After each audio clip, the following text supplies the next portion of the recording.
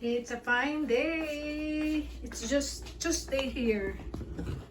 Yan. Maliwanag ang kapaligiran. It's warm.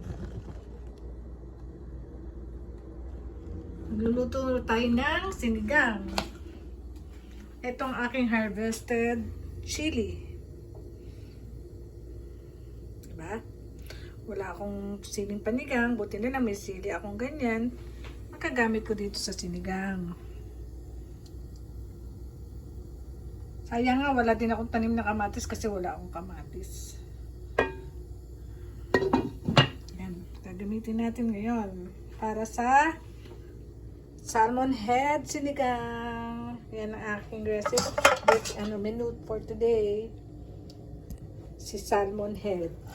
Yan. Sarap yan. May mata. Yan. Ang ating salmon head. Mamaya luto ka na. Kasama nitong sili. Yan. Wala ka tayong kamatis. Kung may tanim lang sana akong kamatis. Yan. Kangkong. Ito pa ang kangkong natin. Mamaya ko ilalagay.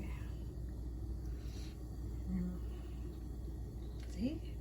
Yung kalahati nito lalagay ko sa parang adobong kangkong na merong alamang. Yung binili kong alamang, akala ko alamang siya na torta ng pwede itorta para pagkaalat siya. Kaya ilalagay ko na lang siya dyan. Di pala siya maganda itorta. Lalagay ko siya sa adobong kangkong. Yan, mamaya kain tayong sinigang. Bye muna. Luluto muna tayo.